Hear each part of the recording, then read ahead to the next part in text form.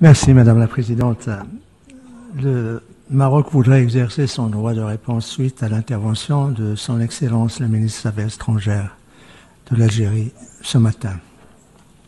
Sans polémique ni animosité, je voudrais apporter quelques clarifications et surtout rétablir des vérités. Et ce, en 7 points. Monsieur le ministre des Affaires étrangères algérien a rappelé que la question du Sahara est inscrite à l'Assemblée générale depuis pratiquement 62 ans. Je voudrais lui dire que l'histoire est têtue. Et l'histoire retiendra que c'est le Maroc qui a inscrit la question du Sahara, la liste décolonisation.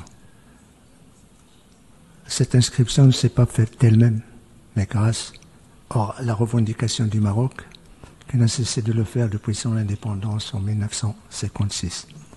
Deuxièmement, M. le ministre a indiqué qu'il y a 50 ans, le Conseil de sécurité a adopté sa première résolution sur la question du Sahara. Certes, mais j'aurais souhaité qu'on fasse, comme M. le ministre, fasse également référence aux résolutions de l'Assemblée générale, du moment que nous sommes dans l'Assemblée générale. Et effectivement, dans cette salle, l'Assemblée générale, il y a 50 ans, a adopté sa résolution 34-58B, qui a pris note de l'accord de Madrid qui a mis fin à la colonisation espagnole de nos provinces du Sud. Troisièmement, M. le ministre a précisé que la MINURSO a été créée depuis 34 ans. Certes, là aussi, mais l'histoire du Sahara marocain ne s'arrête pas à la création de la MINURSO, ni ne commence à la création de la MINURSO. Il ne se réduit pas, il ne se résume pas non plus à cette création ni à cette date.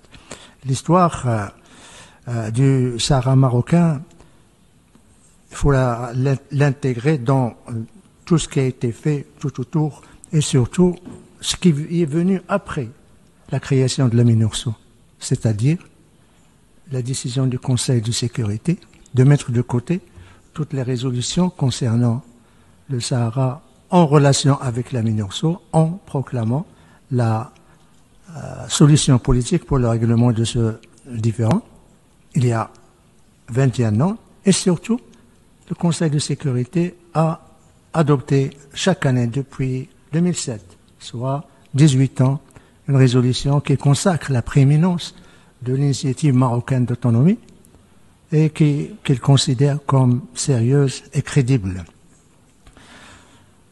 Quatrièmement, je voudrais remercier M. le ministre des Affaires étrangères qui a parlé des réalités imposées au Sahara marocain.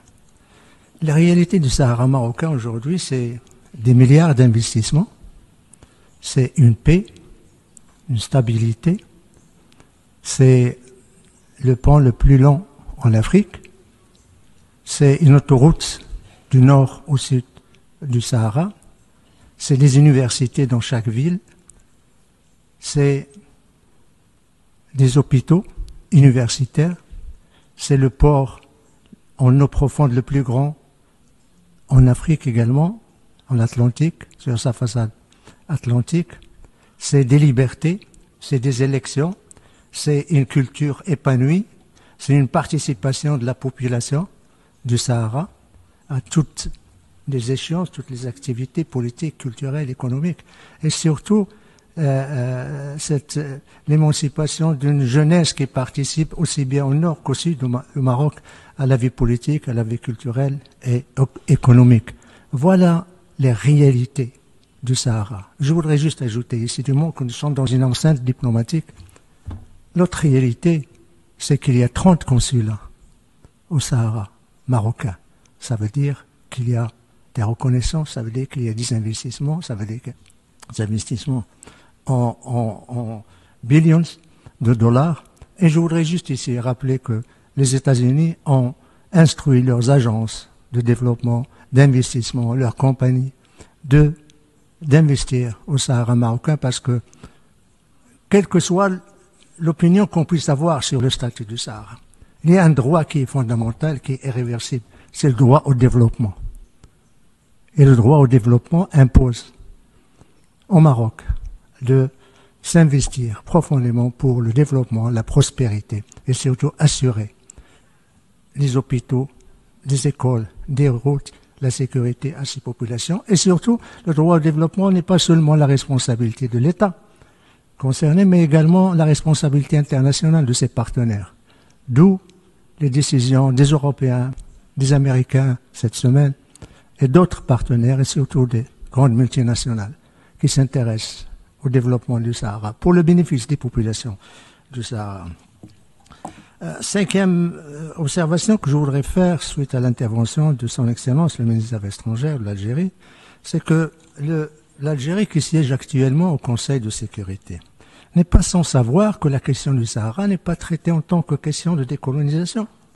Le Conseil de sécurité, et l'Algérie le sait très bien, traite la question du Sahara en tant que question de paix et de sécurité, et surtout en tant que dans le cadre du règlement pacifique du différend. Je le remercie d'avoir abordé cette question.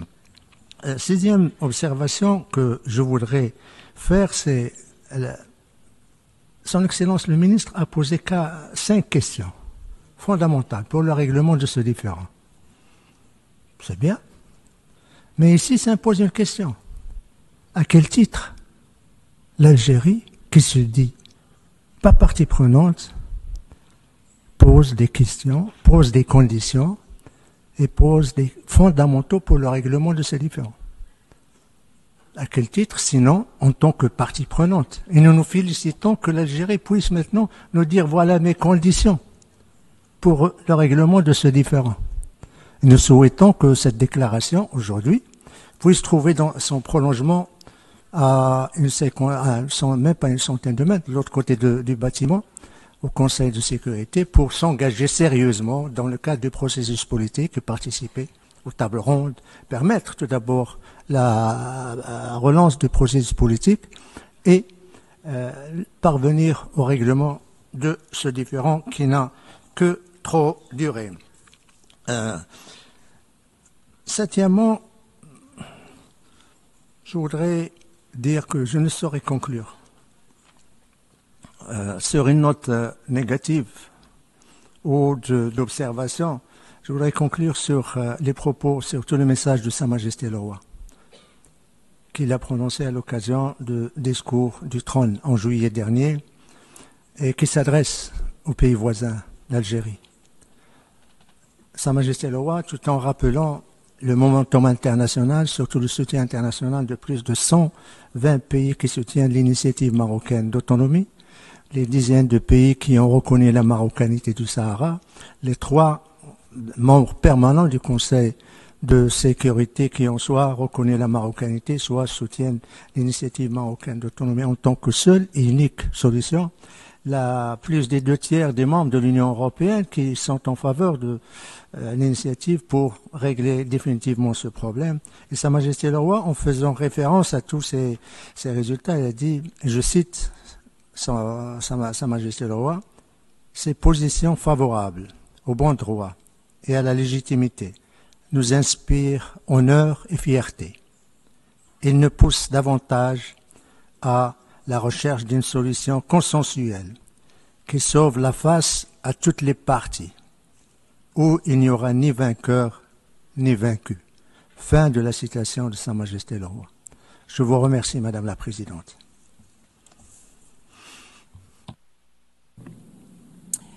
I call on the representative of Algeria.